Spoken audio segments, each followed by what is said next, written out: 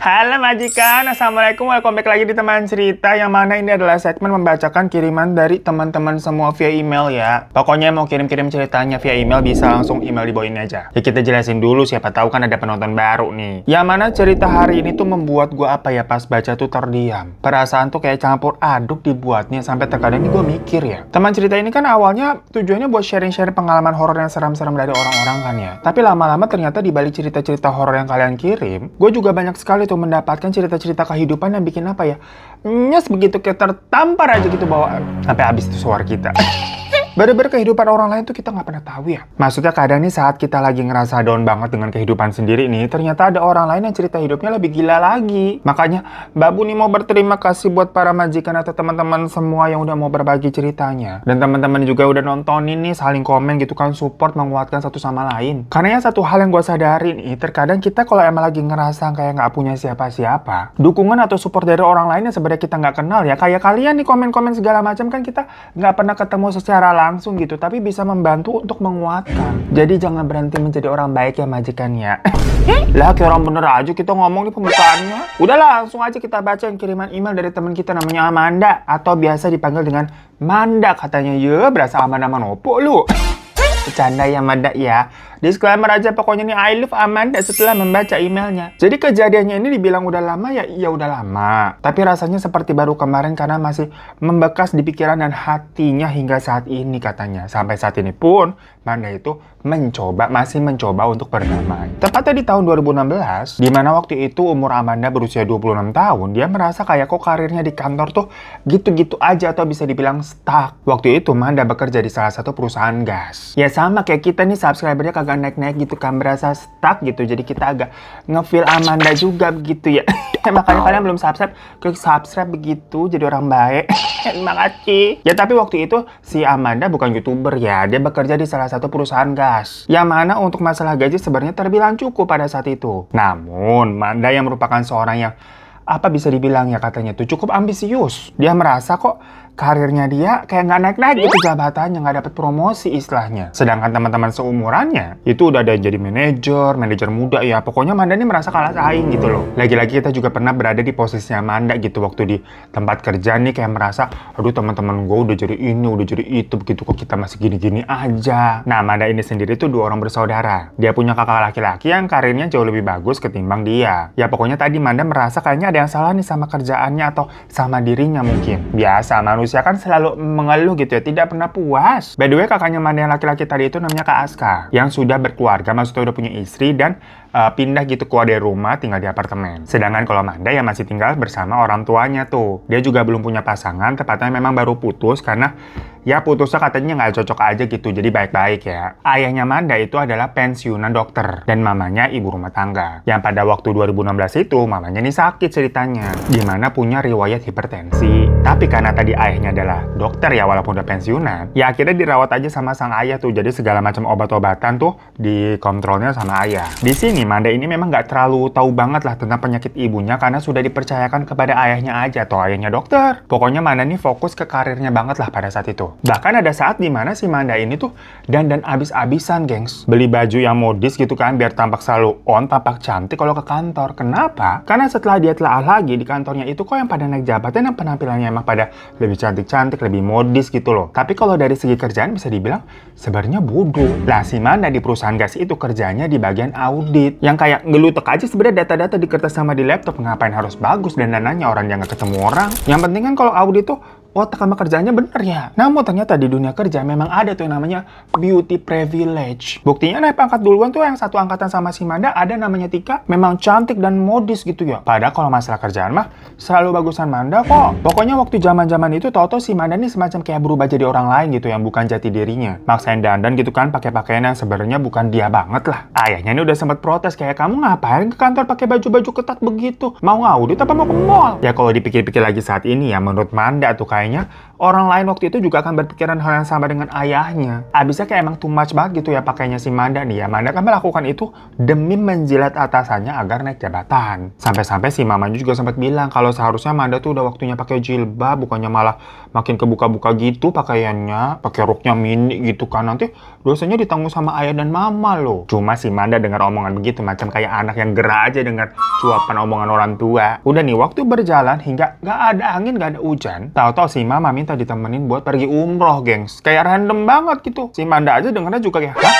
Tiba-tiba banget. Jadi ternyata si ayah sama mama ini ada rencana mau umroh berdua. Tapi kan karena keadaannya mama ini suka drop lagi sakit ya. Ya walaupun konteksnya suami istri gitu masih bisa berduaan gitu saling bantu udah muhrim. Cuman kan lebih enak kalau ada sesama perempuan juga yang untuk jagain, nemenin, bantuin mama yang selalu ada di samping gitu loh. Lah anak perempuan satu-satunya mereka kan lah si Manda. Cuma waktu itu si Manda ngiranya ini kayaknya gara-gara mereka pengen sosokan si Mandra tuh lebih apa sih bisa dibilang ya hijrah gitu kan pakai jilbab segala macam. Makanya sampai ngajakin umroh. Apalagi di umur segitu si Manda kan baru putus, kagak kelihatan pacaran lagi, sekalian minta jodoh begitu loh. Tapi kalau untuk umroh berarti kan Manda ini harus ngambil cuti minimal 9-12 harian gitu ya. Sedangkan waktu itu di kantor lagi banyak-banyaknya kerjaan. Ya makanya si Manda kagak mau ikut umroh. Dia mikirnya tuh ayah sama mama kan umroh pakai tour nih. Ya pasti ada orang tour yang jagain lah, ngapain harus gua. Atau Kak Aska aja tuh yang ikutan buat jagain. Ya Manda belum ada tergerak hatinya lah waktu itu. Ya mama alasannya kan kalau Kak Aska mah sama aja laki-laki. Mama maunya kan ada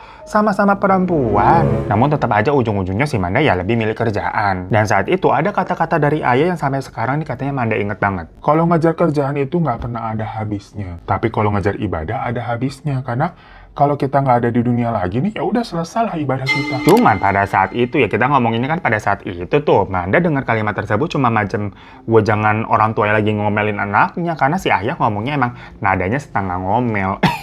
Dan tahu-tahu nih ujung-ujungnya yang pergi umroh cuman ayah doang. Mama nggak ikut, alasannya takut nggak ada yang nemenin. Lah Manda juga nggak tahu nih kenapa pastinya ya. Maksudnya kok tiba-tiba cuma ayahnya aja yang pergi. Apakah si mama ini beneran setakut itu ataukah ada hal-hal lain gitu. Yang waktu itu si Manda mikirnya satu, yang lebih agamis itu memang ayahnya ketimbang si mama. Makanya waktu si mama tiba-tiba nasihatin pakai jilbab lah segala macam gitu kan, Manda dalam hati lah, si mama aja juga jilbaban tapi nggak seagamis itu kok. Macam kayak orang yang biar fit in aja gitu sama lingkungannya, semuanya pakai jilbab jadi ikutan pakai jilbab. Orang terkadang nih si mama kalau lagi malas tuh di rumah kan, tapi ada yang dateng, misalkan apa tukang galon kayak orang PLN kayak, ya udah ditemuin aja keluar rumah kagak pakai jilbab dia. Jadi kayak setengah-setengah begitu loh niatnya. Makanya si Manda ini nggak tergerak untuk pakai jilbab juga. Perkara ngeliat mamanya begitu. Kedua, menurut si Manda mama ini nggak ikut berangkat umroh mungkin ya sebenarnya mama juga malas atau nggak mau juga kali umroh gitu ya. Yang ngajakin si ayah. Alias yang pengen kan si ayah. Jadi mama ini alasan mau ditemenin sama Manda yang udah pasti Manda nolak gitu nggak mau. Jadi ujung-ujungnya mama juga nggak pergi. Pokoknya Manda sepintas pernah mikir begitu aja lah. Makanya tadi dibilang sebenarnya juga pada akhirnya dia nggak tahu nih alasan sebenarnya tuh apa. Nah di sisi lain, ternyata dulu nih katanya si Manda waktu kecil punya sixth sense. Ya macam anak kecil yang kayak suka atau bisa ngeliat hal-hal tak kasat mata lah. Namun pada saat si Manda besar ini, dia nggak ingat sama sekali dulu emang kecil bagaimana. Dia cuma tahu dari cerita-cerita orang aja. Dari si ayah, dari si mama, atau dari Kak Aska gitu, saudara-saudara lain yang pada bilang kayak, ih kamu tuh dulu waktu kecil sering ngobrol sendiri tahu, bisa lihat hantu-hantu gitu. Tapi memang langsung ditutup mata batinnya sama guru ngajinya Kak Aska dulu. Ya pokoknya si Manda sering dapat cerita-cerita begitulah, tapi dia sendiri nggak inget sama sekali. Yang namanya masih kecil banget gitu ya, lupa lah memorinya. Dan sampai pada saat itu umurnya udah 26 tahun, nggak ada sama sekali cerita-cerita horor gitu. Yang ada horornya tuh di kehidupannya gara-gara menghadapi dunia kerja ya. Ya udah nih, waktu si ayahnya lagi pergi umroh, Manda tahu-tahu pernah melihat sosok ayahnya lagi ada di rumah. Kayak jalan-jalan berkegiatan kayak biasa aja udah. Ya Manda kira si ayahnya udah pulang umroh, jadi abis Manda pulang kerja tuh ngeliat si ayah. Sempat si Manda tegur kayak, loh, ayah kok udah pulang? Kapan pulangnya? Tapi ayahnya jalan aja gitu kayak nggak ngejawab omongannya Manda. Nah pas si Manda ini nanya ke mama baru tahu deh si Manda kalau ayah ini sebenarnya belum pulang. Tapi kan pada jelas-jelas tadi Manda lihat ayahnya di rumah ya. Cuma di situ Manda ya nggak denial atau semacam kayak mungkin gue salah lihat doang gitu. Kagak. Lah jelas-jelas ngelihat sampai negor gimana ceritanya salah lihat. Namun setelah kejadian itu ayah beneran balik tuh pulang dengan selamat dari ibadah umroh. Dan Manda sempat cerita lagi tentang kejadian kayak waktu itu aku ngelihat sosok ayah gitu loh. Cuma pada akhirnya cerita tersebut semacam jadi kayak cerita biasa aja, udah nggak terlalu dipikirkan. Ya mungkin penghuni rumah situ atau siapa gitu ya. Namanya tiap rumah kan ada penunggunya. Tapi kira-kira 4 hari setelah si ayah tuh pulang, hari Sabtu inget banget si Manda nih, ayah katanya mau pergi ketemu sama teman-teman dokternya dulu buat mancing sekalian ngasih oleh-oleh tuh dari air zam-zam, coklat batu gitu-gitu kan namanya dari umroh ya. Nah waktu pergi si ayah sempat ngomong ke Manda kayak, "Nak, ayah pamit pergi dulu ya, titip mama itu." Maksudnya suruh jagain, ngawasin obatnya segala macam kan harus rutin. Ya Manda dengarnya kayak ucapan biasa aja, namanya memang mau pergi keluar kan mau mancing. Tapi siangnya si Manda dapat kabar kalau ayah katanya udah nggak ada, kena serangan jantung. Setiba-tiba itu gengs, padahal si ayah nih sebelumnya sehat-sehat aja loh. Gaya hidupnya juga bener ya, namanya juga dokter. Jadi nggak ada yang nyangka. Kalau kata teman-temannya ayah yang lain tuh, kejadiannya waktu mereka lagi mancing nih, duduk lama gitu kan, nungguin umpan. Tahu-tahu ayah merasa memang umpannya katanya ada yang makan gitu, kayak ada narik. Dia langsung bangun gitu, tapi tahu-tahu ambruk. Saat itu juga semuanya berkabung. Tapi ada satu kejadian yang masih Manda ingat sampai sekarang. Kejadian ayah tadi meninggal itu kan siang-siang sekitar jam 1-an tuh dapat kabar. Dari tempat pemancingan langsung dibawa ke rumah sakit dan memang dinyatakan yang nggak ada di tempat ya, dari pemancingan maksudnya. Sudah meninggalnya udah di sana. Itu sorenya langsung dimakamkan gengs menjelang maghrib, bener-bener saat gitu loh. Karena ternyata lagi-lagi ini Manda nggak ngerti juga ya. Ayah ini memang kayak udah tahu gitu, soalnya semuanya semacam udah disiapin. Mulai dari kain kafan, ternyata ayah udah lama beli tuh, udah disimpan di lemarinya. Terus kuburan juga udah di booking, udah dibeli itu kuburannya. Jadi semuanya tinggal melakukan proses-proses pemakamannya aja nih orang-orang keluarga. Ya cuma waktu itu Manda sama Kaska nggak mikir apa-apa ya, mereka masih shock aja dengan kepergian ayah yang begitu tiba-tiba. Karena kan yang sebenarnya sakit ini mama loh, bukan si ayah. Mama pun ya nangis terus-terusan tuh dan bilang katanya mau nyusul ayah. Ayah nggak bisa kalau nggak ada mama. Karena memang semasa hidupnya ya, walaupun sakit ataupun sebelum sakit, yang nyiapin segala macam dari zaman ayah ini masih praktek tuh, ya si mama. Manda sama Kak Aska cuma bisa menguatkan mama aja ya. Yang padahal mereka juga sedih dengan kehilangan ayah. Sampai tepat sebulan ayah ini nggak ada nih. Manda yang lagi tidur tahu-tahu mendengar ada suara mamanya kayak bangunin dia. Dak, Mama pamit dulu ya, titip rumah. Itu tanaman di luar nanti disiram-siramin. Itu kerjaan kamu di luar juga diberesin, ntar berceceran kalau banyak orang loh. Jadi Manda nih kalau ngerjain kerjaan tuh biasa memang di ruang TV, gengs. Jadi banyak kertas-kertas, laptop segala macam ya. Manda yang masih tidur ya, denger begitu kayak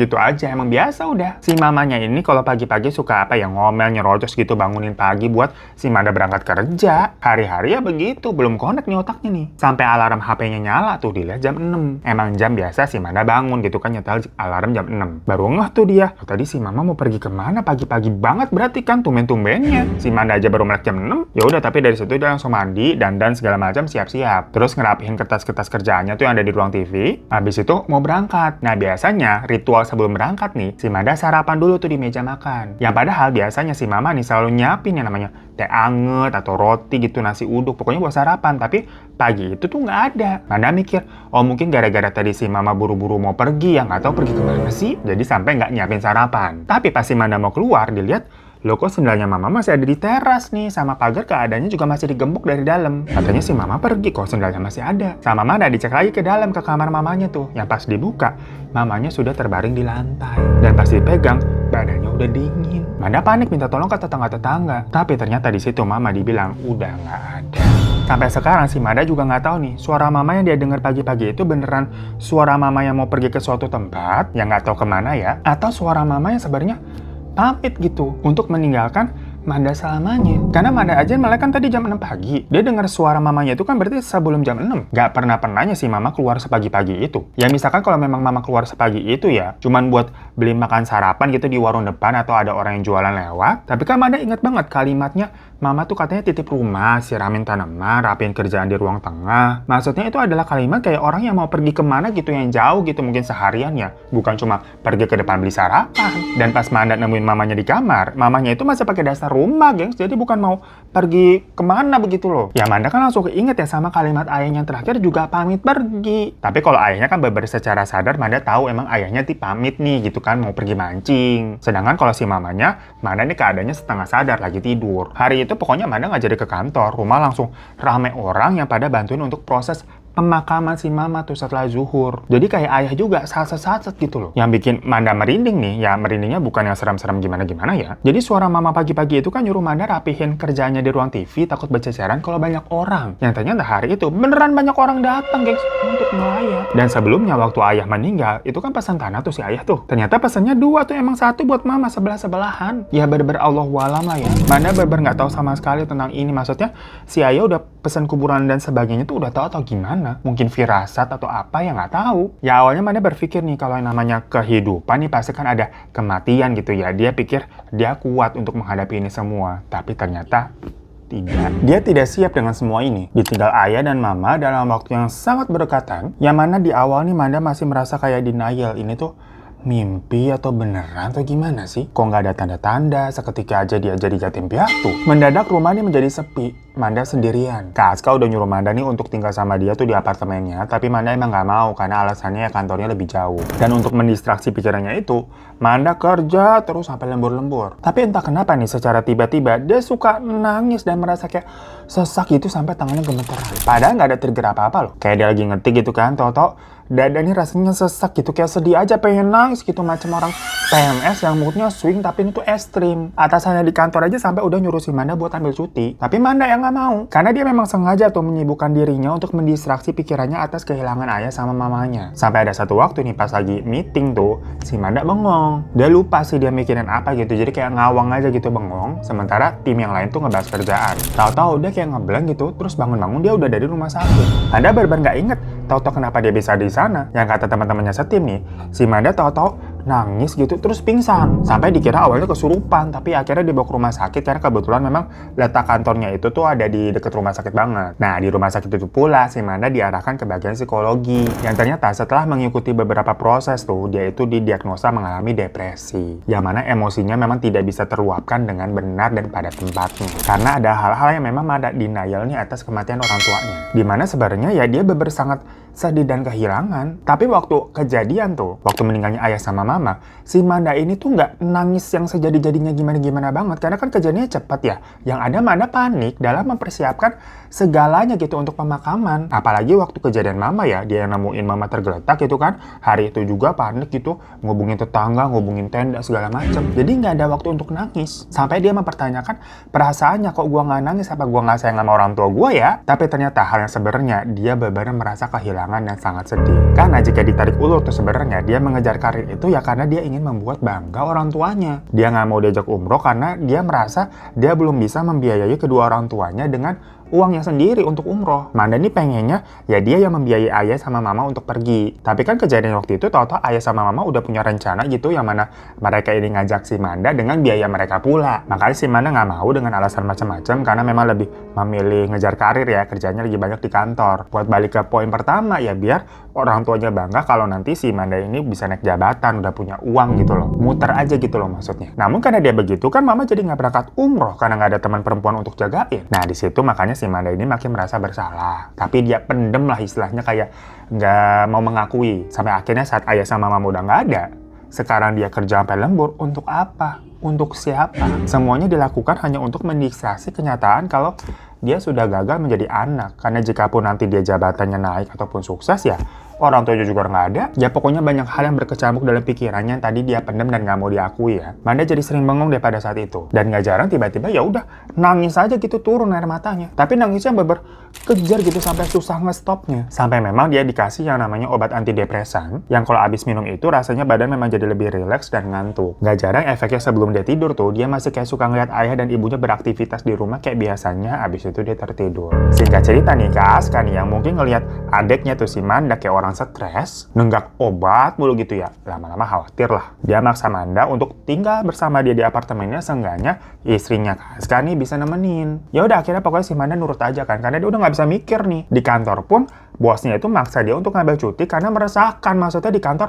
lagi kerja toto bengong gitu kan, nangis. Ya udah sampai apartemennya Kak Aska, istrinya Kak Aska tuh namanya Dinda. Baik gengs, tapi waktu pada saat itu memang mereka nih belum punya anak. Tapi kalau sekarang nih udah ya. Ya anyway, pas baru pindah tuh ke apartemen, tahu-tahu si Manda ini dapat chat dari mantannya yang terakhir tuh, namanya pokoknya ada Rusli, nanya awalnya kabar aja, nanya kabar. Sebelumnya waktu ayah sama mama meninggal, sebenarnya Rusli udah sempat ngechat ya berbelasungkawa lah. Mereka berdua sebenarnya nggak terlalu intens untuk cacatan. Malah nggak pernah sih jatuhnya semenjak putus ya. Ya terakhir ya itu waktu si mama sama ayah meninggal. Tapi karena pada saat putus mereka juga putus ya baik-baik, jadi waktu mendengar orang tuanya Manda meninggal, ya Rusli makanya ngechat. Karena kan gimana pun juga pernah kenal. Nah pokoknya tadi pas Manda baru pindah ke apartemennya si Aska, Rusli ngechat kan nanya apa kabar gitu. Yang intinya ternyata dia masih mau ngucapin berduka, tapi mau ngasih info juga, ngasih undangan pernikahan digital gitu loh. Karena ternyata si Rusli ini punya rencana menikah 3 minggu lagi. Jadi undangannya mau disebar gitu. Dia mau ngabarin Manda aja daripada Manda tahu dari orang lain. Ya mungkin maksudnya Russell di situ sih baik ya. Tapi nggak tahu kenapa di situ Manda merasa kayak gagal segagal-gagalnya gitu, kayak terpuruk, gengs. Perkara mantannya tuh dianggap sudah menemukan pengganti dia dan mau menikah lagi. Ingat kan dari awal nih basicnya si Manda sebenarnya lumayan ambisius loh orangnya. Dia ngejar karir gagal, percintaan juga gagal. Jadi di situ dia bener-bener kayak udahlah, nggak mau mikir apa-apaan lagi. Beleng aja gitu, pengennya tidur udah. Bukan maksudnya kayak pemalas pengen rebahan mulu kayak kita ya. Tapi saking kayak udah nggak bisa mikir apa-apa, lemes juga, merasa hidup nih hampa gitu, udah lebih baik tidur aja, karena kalau tidur plong gitu kan, kosong pikiran. Jadi ada momen dimana si Manda ini merasa kayak nggak fungsi aja udah jadi manusia. Dia di kamar terus gitu, tidur seharian sampai ntar bangun, tau-tau pikirannya mulai kemana-mana lagi, maksudnya keinget lagi tuh penyesalannya dia terhadap orang tuanya, keinget lagi sama mantan yang mau nikah, ya udah dia langsung nenggak obat antidepresannya itu ya, maksudnya ya membuatnya kan bisa ngantuk lagi dan kembali tidur sampai nggak makan coba. Soalnya kalau udah tidur begitu susah dibangunin, macam kayak emang obat tidur soalnya. Beberapa kali Dinda tuh masuk ke kamar nganterin makan tuh sampai harus disuapin si Manda. Ya habis Manda kayak nggak nafsu makan, hilang arah gitu loh, macam nggak punya tujuan hidup lagi, dia juga nggak tahu ngapain ya gue. Setelah beberapa minggu Manda terus-terusan begitu aja, yang dia pun nggak sadar udah berapa lama dia cuma berada di dalam kamar, nggak keluar-keluar rumah. Paling ya keluar kamar gitu buat ke kamar mandi doang, atau buat makan gitu. Itu pun kalau pas bangun atau diomelin sama Kak Aska. Selebihnya ya masuk ke kamar lagi, udah aja begitu terus, nggak pernah keluar dari apartemen. Nah tapi setelah dirasa Manda udah mulai mau keluar kamar tuh buat makan di meja makan, nggak disuapin lagi di dalam kamar, Dinda nih kayak udah bisa ninggalin Manda di rumah. Karena gimana pun juga kan Dinda punya kehidupan ya, maksudnya nggak harus mantengin si Manda terus-terusan 24 jam lah. Ya Dinda ini memang kerjanya sebagai freelancer. Jadi pas awal-awal Manda di rumah, ya Dinda tuh kerja dan ngawasin Manda jadi rumah juga. Tapi pas dirasa Manda udah mau keluar kamar, udah mau makan segala macam, jadinya si Dinda mulai kerja lagi tuh di luar. Kalau Kak Aska sendiri ya kerjanya 9 to 5 kayak biasa ya. Nah semenjak Dinda pergi nih, ada wanita bernama Sari yang datang ke rumah. Si Sari bilang ini katanya dia yang bantu-bantu di rumah itu. Ya si Manda kan mikirnya ART.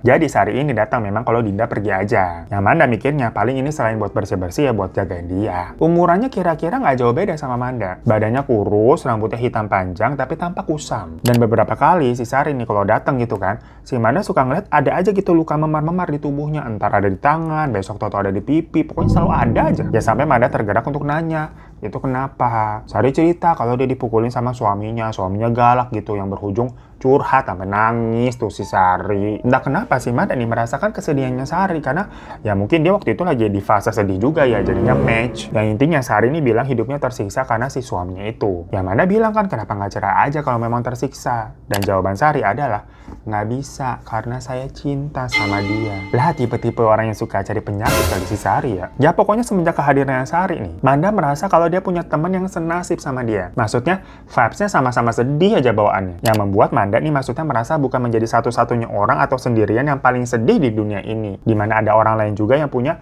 masalah kesedihan di hidupnya. Walaupun nggak apple to apple ya. Maksudnya permasalahan hidupnya ini beda, tapi vibes-nya tuh ketemu aja gitu, sama-sama sedih, sama-sama suram. Habisnya kalau si Manda ini ngelihat kakaknya tuh si Aska, kelihatannya sih Kak Aska ini udah bisa move on, soalnya kan karena dia udah kerja gitu kan, sibuk. Dari situ si Manda ini banyak curhat ke Sari tentang perasaannya. Ya entah kenapa dia tuh memang merasa lega setelah mengeluarkan perasaannya yang telah dia simpan beberapa bulan ini tuh mengenai kepergian orang tuanya, sampai mantannya yang mau menikah. Dan menurutnya Sari ini pendengar yang baik untuk seseorang yang kerja sebagai ART gitu istilahnya. Sampai Manda nih pernah bilang, kalau mati itu semua masalah nih bisa selesai nggak sih? Seenggaknya kan kita mungkin bisa lepas dari perasaan-perasaan yang nggak jelas ini. Dan Sari jawab, mungkin. Pokoknya semenjak dalam fase depresi ini, Manda emang beberapa kali pernah berpikiran untuk mengakhiri hidup. Tapi ya jujur, dia juga masih ada rasa takut gitu. Dan untungnya kan memang langsung disuruh tinggal bareng sama Kak Aska tuh. Yang di awal makanya Dinda nih disuruh ngawasin terus, tujuannya memang buat itu. Karena dari yang awal ke psikolog tadi tuh, dia didiagnosa depresi, memang dokter tuh menyatakan kalau ini nih Aska nih harus jagain adeknya nih si Manda nih, harus rutin juga diawasi minum obat antidepresannya ya, karena kalau kenapa-napa bisa gawat. Dan setelah Manda sempat ngomong begitu ke Sari, besok-besoknya nih kalau Sari ke rumah yang dibahas tentang hal-hal begituan terus. Sari nih ngomong kalau dia nih pengen mengakhiri hidupnya gitu karena udah nggak tahan. Ya Manda kan jadi kayak punya teman yang sepemikiran ya. Apalagi memang Manda waktu itu ngerasanya badan tuh udah lemos, makanya udah nggak ada gairah hidup lah. Sampai ada saat si Manda nih bangun-bangun, tau-tau dia ngerasa lapar banget gitu perutnya. perutnya sakit. Ya dia keluar kamar dong dan nyari makanan. Dia lihat Sari lagi di dapur. Manda bilang mau makan. Dihidangilah tuh makanan tuh ayam bakar dan Manda makan. Habis sudah makan, si Manda balik lagi tuh ke kamar. Ya seingat dia nggak tidur, cuma kayak ngawang-ngawang aja gitu pikirannya. Nggak lama dia kayak dengar ada suara orang masuk rumah. Dan kedengar suara teriakan dari Dinda. Manda keluar kamar nih dan melihat banyak ceceran darah tuh di lantai. Dan waktu si Dinda ngeliat si Manda habis keluar dari kamar, teriak lagi si Dinda kayak, darah, kamu ngapain itu Manda, darah, banyak darah. Yang pas Manda ngaca ke kamar mandi, di tangan dan mulutnya tuh udah belepotan banyak darah. Dan pas ditelusuri tuh sumber darah yang berceceran di lantai, ternyata sumbernya dari dapur, di mana ada bangkai tikus yang udah kekoyak di sana. Si Dinda terdengar langsung panik tuh nelfon suaminya ke Aska dengan bilang kalau Manda makan tikus di rumah. Manda bener-bener nggak paham sama apa yang terjadi ya. Dia bilang dong kayak, loh enggak, tadi aku tuh makan ayam goreng dari Sari. Pas ngomong begitu Dinda nanya, Sari siapa? Jadi ternyata nggak pernah ada ART yang namanya Sari di apartemen itu. Bahkan Dinda memang nggak pakai ART karena apartemennya kan kagak juga besar, nggak besar juga. Merasa ini nggak beres, Dinda sama Aska ngebawa Manda lagi tuh ke rumah sakit bagian psikologi. Yang di sana Dinda ini dikatakan punya teman hayalan yang dia ciptakan sendiri karena lagi di dalam fase depresi. Jadi dia semacam membuat sosok yang mempunyai kesedihan yang sama seperti hidupnya agar dia tidak merasa kesepian atau sendirian. Dan waktu dicek lagi nih, kenapa belakangan si Manda memang terlihat kurus dan lemes terus. Jadi Manda katanya waktu itu sampai cekung gitu pipinya, gengs. Ternyata pas dicek nih karena dia kurang gizi. Tidak ada asupan makanan yang masuk ke tubuhnya kurang lebih selama 4 hari. Coba bayangin 4 hari. Yang aneh adalah padahal si Dinda ini selalu nyiapin makanan di meja makan. Dan kalau dia habis pulang gitu kan ke apartemen, dia lihat meja makannya udah habis itu. Piringnya kosong. Piringnya ada di tempat cuci piring, digeletakin doang. Jadi ya asumsinya kan Manda makan dong. Tapi kok dibilang nggak ada asupan makanan di tubuhnya. Akhirnya dipasang CCTV tuh di apartemen semenjak kejadian itu. Dan terlihat si Manda ini keluar kamar, ngambil makanan tuh di meja makan, dan dia masuk ke dalam kamar mandi. Terus tahu-tahu keluar nih, piringnya udah dalam keadaan kosong. Yang mana nggak tahu nih si Manda di dalam kamar mandi ngapain, karena kan CCTV-nya nggak sampai kamar mandi ya. Nah, dengan piring kosong itu, dia taruh lagi di meja makan, terus si Manda kayak ngobrol sama orang, tapi ngobrol sendirian. Jadi kayak orang lagi makan, terus ngobrol lama gitu, gengs. Sampai akhirnya Manda berdiri lagi, naruh piring kosongnya di tempat cuci piring, habis itu dia balik ke kamar. Nah, tapi kalau dari POV-nya Manda, dia merasa ya udah dia lagi makan ngobrol sama Sari aja waktu itu. Dia pun nggak merasa atau nggak inget kalau dia tuh sempat ke kamar mandi dulu, itu ngapain nggak tahu. Apakah buang makanannya atau gimana? Ya cuma pas saat itu si Manda belum dikasih tahu diagnosa tersebut sama dokter ya. Jadi semua dijabarkan tuh ke Dinda sama ke Aska yang disuruh mantau dan ngasih obat-obatan ke si Manda. Nah sampai ada satu malam tahu-tahu si Sari ini katanya masuk ke kamar dan bilang katanya dia mau pamit. Jujur Manda ini cukup trauma mendengar kata pamit dari seseorang. Yang mana kemarin-kemarin si Sari kalau pergi itu juga kagak pernah pamit. Misalkan mungkin udah selesai kerjaannya ya, tahu-tahu udah pergi aja gitu. Karena kan si Manda juga selalu di kamar habisnya ya. Dia ngobrol sama Sari tuh di meja makan aja kalau lagi keluar kamar yang merasa dia makan. Nah ini tahu-tahu si Sari masuk ke kamar bilang mau pamit. Ya di situ si Manda ini masih inget banget nih mukanya si Sari tuh yang penuh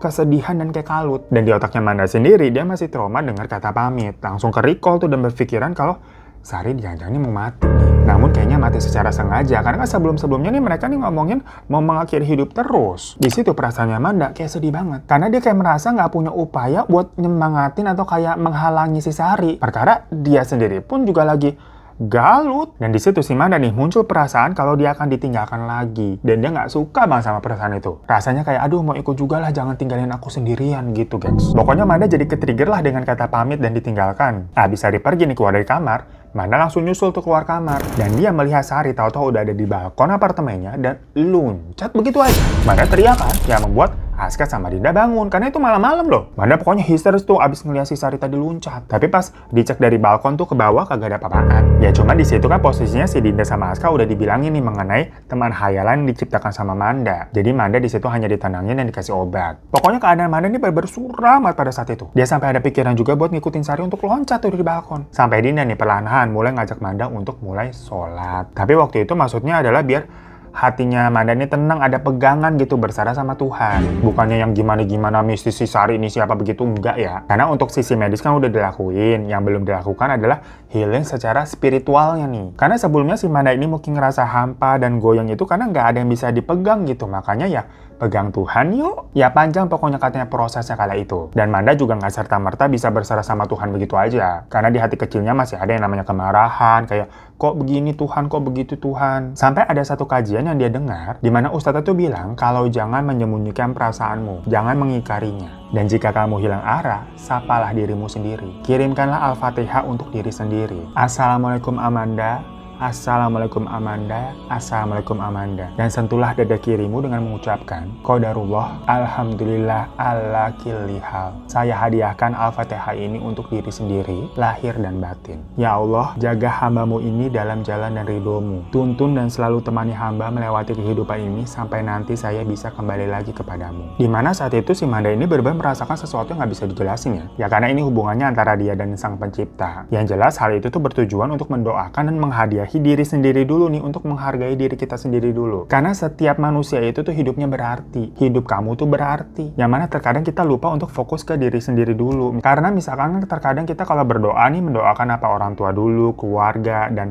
kerabat-kerabat lainnya. Habis itu diri sendiri ya malah terakhir. Dan Manda ini tuh bekerja keras mengejar karir yang sebenarnya kan tujuannya bukan buat diri sendiri ya, tapi untuk membanggakan orang tuanya. Tapi dia tidak sadar kalau sebenarnya dia juga kelelahan dan butuh istirahat. Ya banyak hal dan pelajaran yang Manda dapatkan lah tentang menerima segala keadaan yang memang sudah mungkin takdir dan di luar kuasanya. Lalu bagaimana cara untuk bisa memaafkan dan merangkul diri sendiri. Ya mungkin sebelumnya nih output yang dihasilkan salah, yaitu proyeksi teman hayalannya bernama Sari, karena ya si Manda ini kan belum belajar dan mendekatkan diri kepada sang pencipta. Namun setelah perlahan-lahan Manda ini bisa menata hidupnya kembali, dia balik ke kantor tuh bekerja yang untungnya kantornya masih mau nerima dia ya, bosnya baik. Soalnya memang kan dibilang Manda ini kerjanya beneran bagus. Satu persatu masalah bisa Manda coba hadapi, yang mana dia melangkah untuk hidup lagi. Ingat gak Tika yang naik jabatan duluan tuh, yang padahal sama angkatannya sama si Manda? Ternyata dia ada affair atasannya, jadi kayak skandal gitu di kantor. Lah maksudnya kan kalau hal itu di luar kuasanya si Manda, berarti ya bukan kesalahannya dia mikir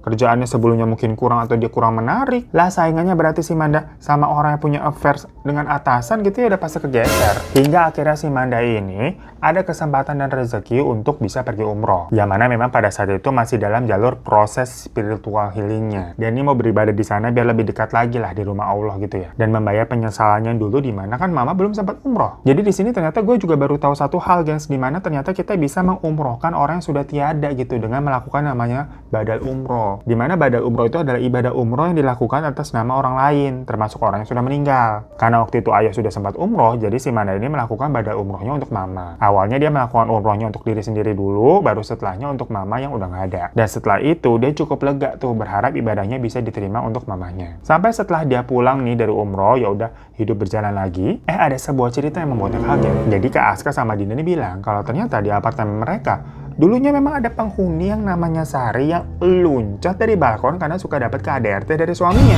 Masalahnya awalnya nih Aska sama Dinda nggak tahu sama sekali tentang kejadian ini. Perkara udah lama banget dan apartemen itu memang udah sempat disewa sama orang-orang lain sebelumnya. Jadi setelah kejadian Sari itu tuh udah kayak ada 3 keluarga yang sempat nyewa lah dengan periode yang lama-lama. Karena memang itu unit nggak tahu-tahu jadi horror angker gitu, enggak sebenarnya. Makanya pas Aska sama Dinda menyewa tuh waktu masih awal-awal nikah, karena kan belum punya anak, belum butuh space yang luas, mereka bener-bener sama sekali nggak pernah dengar cerita tersebut. Sampai akhirnya ini berjalannya waktu kan, setelah tadi tuh si Manda umroh segala macam, Dinda ini hamil. Makanya Aska sama Dinda memutuskan untuk KPR rumah yang lebih besar lah keluar dari apartemen. Baru deh satpam lobi sana tuh cerita-cerita biasa gosip gitu, dibilang dulu sebenarnya di unit itu udah pernah ada yang loncat tahu namanya Sari gini gitu lah. Kaget lah si Aska sama si Dinda loh, Sari kok kayak familiar namanya. Manda pun sama kagetnya kayak kok beneran namanya Sari dan ceritanya tuh sama gitu kayak teman hayalan yang diciptakan sama si Manda. Itu beneran teman hayalan atau enggak, kok mirip banget. Ternyata emang pernah ada kejadian di sana yang begitu. Padahal kan si Manda ini sama sekali nggak tahu cerita tentang hal itu sebelumnya ya. Jangankan Manda, Aska sama Dinda nyewa di situ dari awal juga nggak tahu, baru taunya pas keluar. Sempat dicari tuh kuburnya Sari di mana, tapi nggak nemu, gengs. Jadi nggak tahu, infonya nggak dapat. Ya pada akhirnya katanya si Manda ini mendoakan Sari aja. Yang kemungkinan memang ternyata Sari ini bukanlah hanya sekedar teman hayalan. So itu majikan cerita dari Manda tentang masa-masa tergelapnya dulu yang cukup lama juga dia bisa berdiri lagi istilahnya. Manda bilang pokoknya buat teman-teman semua yang mungkin sekarang lagi di fase kesedihan karena ya cobaan kehidupan, dekatkanlah diri kepada Sang Pencipta untuk berserah dan belajar untuk menerima. Ya memang tidak mudah, tapi di saat di dunia ini kita merasa sepi, sendiri, dan goyah, hanya kepadanya lah kita dapat berpegangan. dan meminta bukan untuk dikuatkan, tapi untuk ditemani. Karena kalau kalian jauh dari Tuhan, ya karena mungkin masih ada perasaan marah dan kecewa, yang ada malah bisa makin tersesat dan takutnya berujung seperti Sari. Dimana Manda yakin kalau Tuhan pasti akan memberikan jalan atas segala cobaan pada akhirnya kok. Karena ya manusia hidup di dunia ini pasti ada aja cobaannya. Ya terima kasih banyak ya Manda untuk ceritanya ya. Terima kasih juga makanya untuk para teman-teman majikan semua yang udah nontonin dan support satu sama lain. Banyak-banyak Mbak Buni ucapin terima kasih banget. Buat yang mau kirim-kirim cerita bisa langsung ke email di bawah ini. Dan sampai jumpa lagi di teman cerita selanjutnya. Assalamualaikum warahmatullahi wabarakatuh. Janganlah takut, ceritakan padaku, karena kamu teman cerita.